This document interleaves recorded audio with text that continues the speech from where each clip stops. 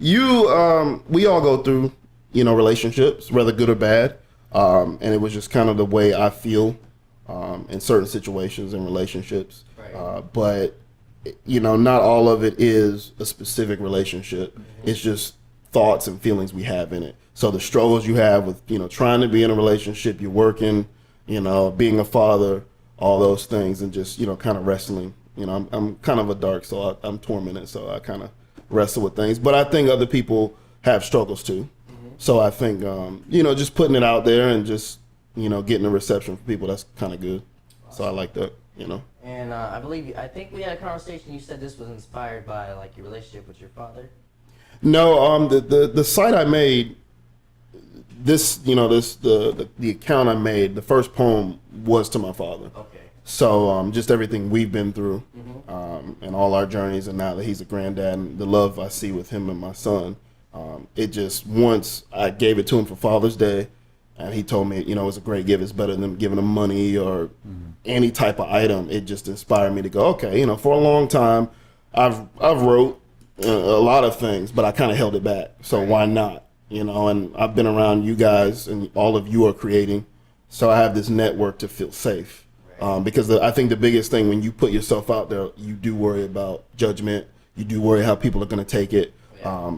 I think my problem because I've been writing since I was 14 years old. I think my problem is being a person of color and how, especially as a black person, that you could seem weak for writing poetry. If it's rap, I'm hard. Yeah. But if it's poetry, about love or grief or anything like that, then it's like, oh, come on, man. Like, that ain't right. That's not what we do. And then, like, when we talk about mental health or having really tough days, you're being weak. So for me, it finally gave me the strength to just kind of jump out there. I owe that to all of you as well, being there to support me, so I knew I was comfortable. But whenever someone hits you with that, you got to remind them of Tupac.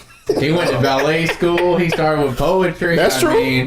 That's true. Yeah, guy right there. And it's funny. I like the transition because actually, I don't even know why I didn't write this down. There was this interview actually with that show, not Uncommon Sense, but show with Joe Budden and you know what I'm talking about? What, Academics? Academics, Joe Budden and that girl from Complex. Yeah. But it's another like show like this, and it's actually very inspired by that show. I love that show. Yeah. But they were talking about the guy from the Locks that had a daughter that Styles P. Styles P, yeah. He had a daughter that actually committed suicide. Yeah. And he had no idea that she was going through that. Yeah. Right. And this is one of the hardest rappers that you. Yeah. If you follow the Locks, like Jadakiss and all those people from New York, they don't cry. They eat toughness for breakfast. Yeah. That's what that's they true. do.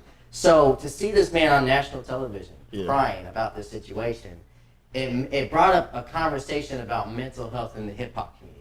Mm-hmm. And do you think that as somebody like in the hip hop community, like they put on this front that they have to be tough all the time, they can't be showing their emotions, and you think that's really tearing them up inside? What do you guys think? I mean, I definitely think it's a front. They have this image that they have to act a certain way, come off a certain way. But I do think with some of the newer upbeat, or some people call them mumble rappers, I feel like they're trying to somewhat change that. Yep. I've been listening to Uzi a lot, and it's just upbeat. Like, if you just heard the beat, you know what I mean? It's super upbeat. It feels happy. Yeah. Like Money Longer and what's the other tour one? The EXO Tour Life. Yeah, that one. I mean, it's just super upbeat. Yeah. But if you look at the lyrics, they're pretty dark. Yeah. And I feel like somewhat depressing. Yeah. But with the positivity behind the beat, I feel like they're trying to change that a little bit. Mm-hmm. I'd say Drake was one of the first to actually kind of make it cool to be emotional, even though he got a lot of memes and jokes at him after that. But I looked at him like, I laughed at him too, but I looked at him like, that's cool. He's showing his emotions for a female or anything going on in this family.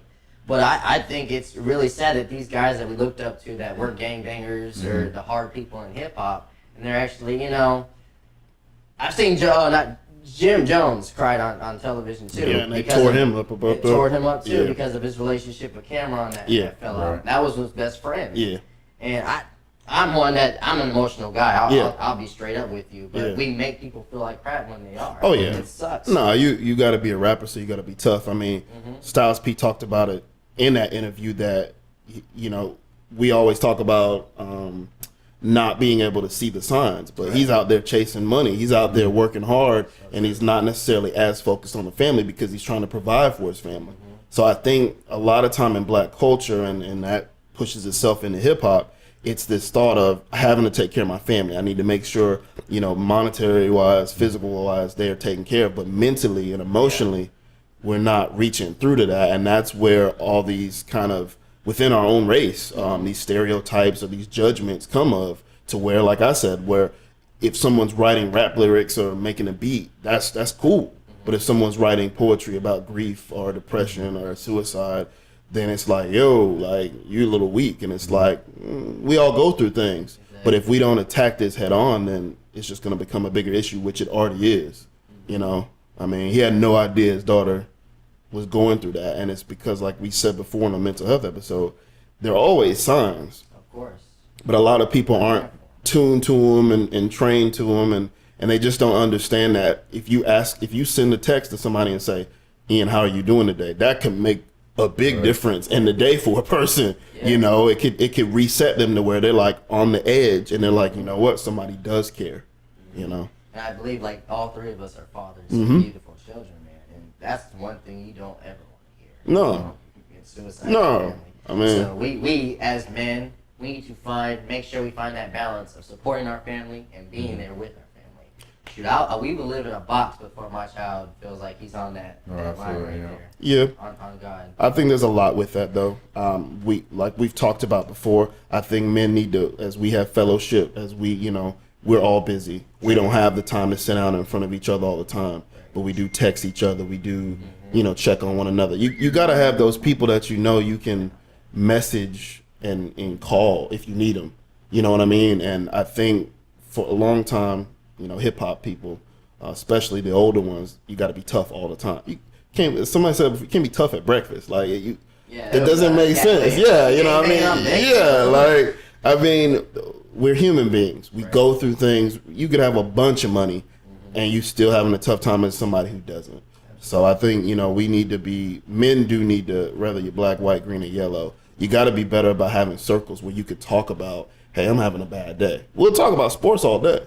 We'll talk about the next rap song, but we won't talk about, man, I'm really going through an emotional time. You got to get better about that.